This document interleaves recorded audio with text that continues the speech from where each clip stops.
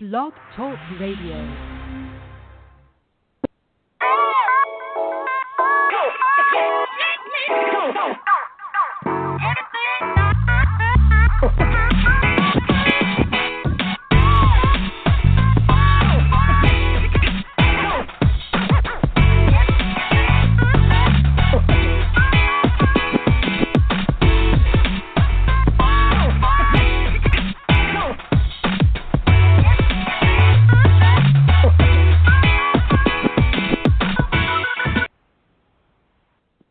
What's up, everyone, and thank you for tuning in to another awesome show with me today on Stardom 100 Radio. Your host, none other than the lovely Tanisha Davis. I have an excellent discussion going on today. I'm super excited to have as a special guest Jermaine Rogers, who works for the Mobile Police Department here in my hometown, my city, so represent. And he will be sharing a lot of information about him working with First 48 and so much more. So we're going to go ahead and get started. And Jermaine Rogers, do we have you on the line? Yes, how you doing? I'm doing great. It's a pleasure to be speaking with you today. Glad to have you here. Glad you have me. So, going forward, just for those who are tuned in and listening in that may not know a lot about what you do, can you give us just a little brief description about how you got started into law enforcement and proceeding into working in the homicide unit? Well, I think it started off pretty much when I was a kid. I knew that it was going to be either, football or I was going to be a policeman. Even as a kid, my mom used to dress me up in police uniform or, I'm going out to football practice. So I think it was pretty much made for me, as a kid, knowing what I was going to do, as an adult. Ended up going to the University of Louisiana Lafayette, where I got my bachelor's degree. I also played football there. After graduation, pretty much started working for the sheriff's office there in Louisiana, and then decided to move back home. Pretty much, and now I'm here working for a Mobile Police Department. Okay, all right. So I have to ask, what has it been like, this whole experience working with First 48? How has that been? To be honest, it's surreal, and the reason why is that, when you grow up watching a show, you would never think that, man, one day I'm going to be on this show. Same thing that, right. You sit down and I watch the show Cops, and next thing you know, I'm on the show Cops. And it's surreal. It's like you living your dream. So one of my dreams was playing in the NFL. That didn't happen, and I already knew my other dream was pretty much getting in law enforcement, working for the police department. And it's been surreal to actually work in a homicide unit with a group that's the most hard-working group, homicide unit to work with in the nation, probably on this planet. I'm blessed to work with. If you don't mind me giving a shout-out to those guys. Yeah, of course. All right, it'll be my sergeant Ken Gillespie, Julius Nettles, Glenn Barton, Nick Crapeau, Jeremy Birch, Lieutenant Baxby. And, of course, I got to give a shout-out to the Chief, Chief Batiste. Oh, man. I'm glad that you did that, because we don't, what I'm saying, a lot of times people don't take the time to, not you, but, other people don't take the time right. to recognize our law enforcement. And, y'all get out there and y'all risk your lives. And especially working in the unit that you work with in homicide, you have to solve cases. It's still risky. So I really appreciate the work that you do.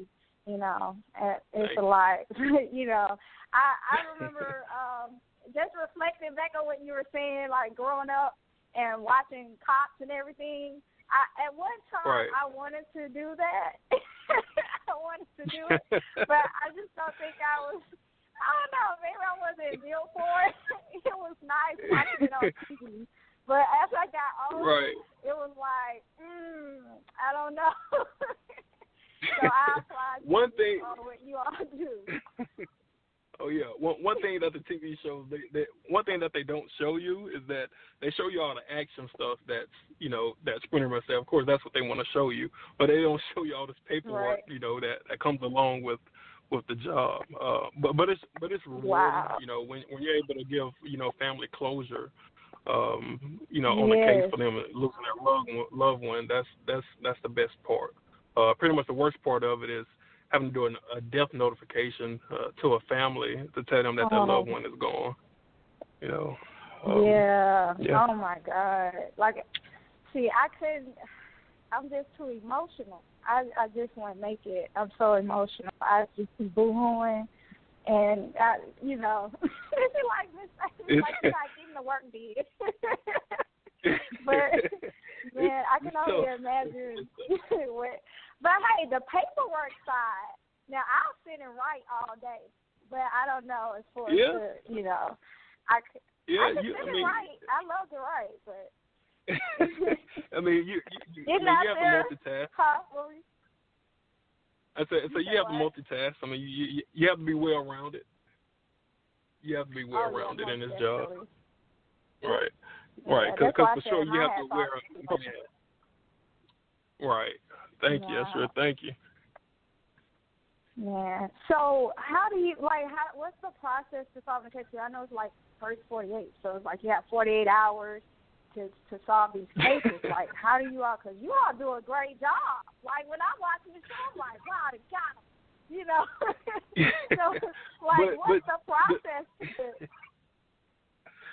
The reason why the unit works so well is because we get along. We're a group that spend more time with each other than we do with our own family. So that's how it is. Sometimes we get on a case. We may be on it for 24, 36, 48 hours, at a time. Whatever it is, we're bound to get the job done. Averaging at least 80%, clearance rate. It's pretty good. Okay.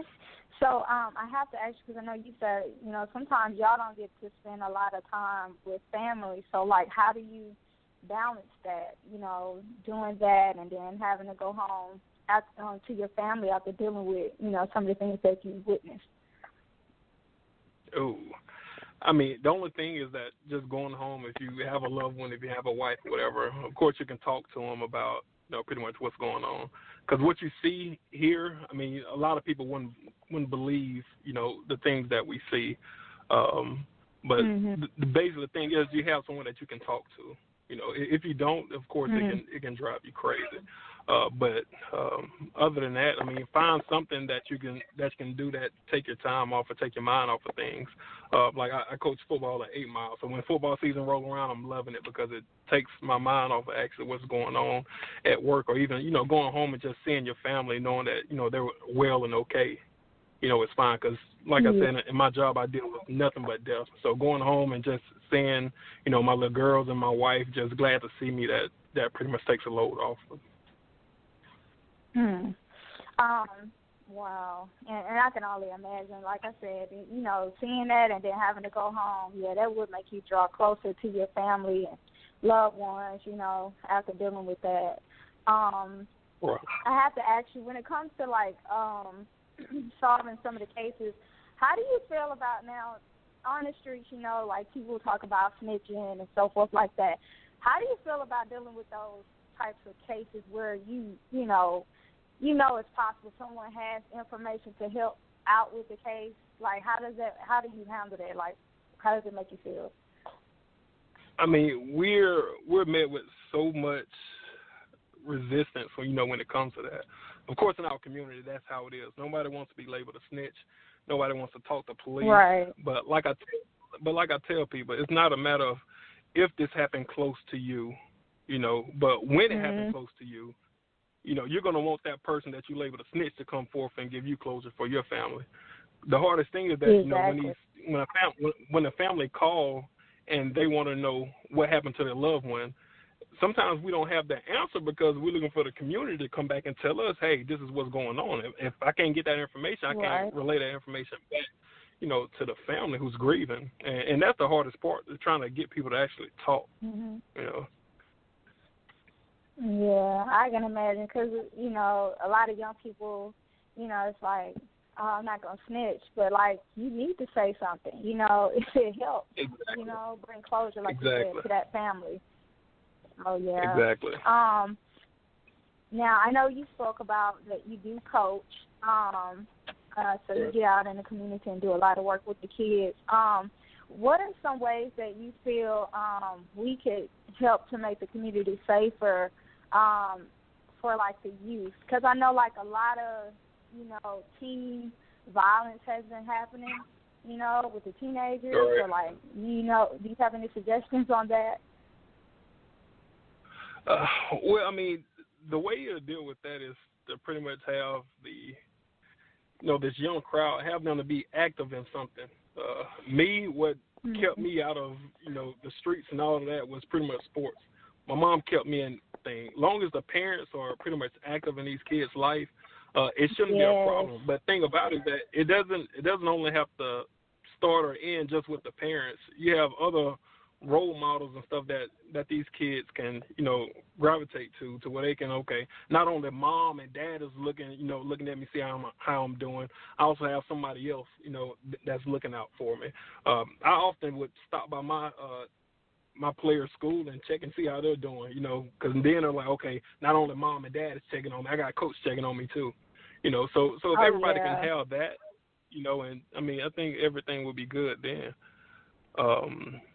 Yeah, and one of the things that I think it's a pet peeve of mine, something that pretty much that I don't like, is that I see parents in the store, and the first thing they say if they have their little kid, hey, he's gonna take you, he's gonna get you, and I don't like that. Now they're starting the kids off at a young age thinking that the police are bad, and when we're the one that's trying to come in and help. And that's something that, that parents shouldn't do. You shouldn't tell them that, because what's going to happen is it's going to come to a situation to where that parent is going to need help, but then this kid may know how to dial 911, but scared to because mom and dad or whoever just told them at the store that, hey, they're going to take you, So. I like that you brought that up because, part of, like you said, you coach and you're out there in the community, and it's so many kids, they're being raised from a small age, you know what I'm saying, like, to not like the police, to think that they're the bad guys, because of their own personal experiences, and I think that that's bad, because you're teaching, like you said, you're teaching that kid from a young age on up to not like law enforcement, and especially with all the craziness that we've experienced over the past few years in the media, it just makes it look bad. And I used to tell people all the time, because I've had the opportunity to work in the criminal justice field a little, so I always tell people, like, not everyone's like that. Not everyone's not a bad person, so you don't want to go with that have tunnel vision to be like all of them bad. And that's not the case, and it makes your job hard. It does. It makes it really hard, Exactly. So, and I like that you did bring it up. All right, and I've had this one incident to where I'm in patrol, I'm riding my beat, and I come across, like, anytime I see anybody playing the basketball, anything outside, football, I get out of my patrol car and I get out and I'll play. So this one particular time, I'm riding down the street and I see these kids outside playing basketball. It's like 5 kids. So once they see me stop, they ran inside the house and they left the ball just bouncing outside. So I parked my car, get out, I grab the basketball and I just start shooting the ball. So then you can see the kids just looking out the blinds, looking out the door, trying to see what I'm doing. And then they finally came out. And the thing is that they were scared of police then. So after sitting around, shooting the ball with them and talking to them, then now, when I pull up, it's like they'll run to my car. So I mean, we have to change that perception on the police. And that's mainly what I would like to do. I like that because I feel like if you're assigned to an area, get out and get to know the people in that community, in that area. So then that also helps out And I like that that's something that you're doing, and that can help lead others to follow suit, because it's like they'll be more comfortable coming up and talking to you because they see you all the time. They know your name, and it's like, oh, I'm going to go tell Officer so-and-so this because I just seen this happen, because they're comfortable now. But if you're just passing through, you never stop and get out and speak, then it's like, well, I'm not going to say nothing to him or her, or So I like that you do get out. When you were doing that, you got out and talked to him, and I like that. Exactly. Also, like, what is? I know it's kind of hard, but what can be done to like change, this image? Because it's like, you have what was like a good cop versus bad cop image. You do have some that, I know you may not be able to speak fully on, but you do have some that are not, doing the right things, and it affects the ones like you who are doing good. So what are some ways that can be changed in the media? I mean, you have to give a person time to know them. People may know me, but they may not know the next officer how that person is. And the only way to deal with that is just to talk to them. Just because a person has a uniform on, they're still a human being. They're still a person. You can talk to them, and that's the only thing I can say. Just talk to him like he's a person. Like I tell people, sometimes when I introduce myself, even when I'm at work, most of the time, I introduce you by my first name, Jermaine. I don't want to say, hey, I'm Detective Rogers, whatever. I'm just having a conversation with you, because I want you to know the person. I want you to know the person, not the not the officer or whatever. So most people say, hey, the badge will change you. Nah. I'm still gonna be Jermaine, still the same guy. That you've been known. So. Okay. Well, I like all the information that you have shared. I feel like the listeners were able to get a more in-depth view of what you deal with and how you handle things, especially behind the scenes. I like the information that you shared, not just from the community side, but also for officers, about getting out, getting involved with those who are in the community, getting to know them. That's so important. And then that also helps your job out, especially working in homicide, because if they're familiar with the officers in that area, they're going to be more, they're going to give you more information. They're going to help out more. And, again, like I said, my hats are off to you because you do such an amazing job. It takes a lot of courage and strength to get out there and be able to handle the things you handle. I'm telling you, like, that's amazing. And everyone's not built for it, but, oh, my God. You're right. Like, I'm telling you, I'm one of those people. I'm not built to do that. But I'm just a little bit emotional. But like I said, thank you to the Mobile Police Department, the Homicide Unit, for the great job that you all do in the community. And thank you, Jermaine, for taking the time out of your schedule, because I know you be busy, to be on the show to just talk with me today. I really appreciate that. Thank you. Thanks for having me. No problem. And to everyone listening in, be sure to follow Stardom 100 Radio on iHeart Radio and iTunes. And thank you again, Jermaine, and you all have an awesome week. All right, you too.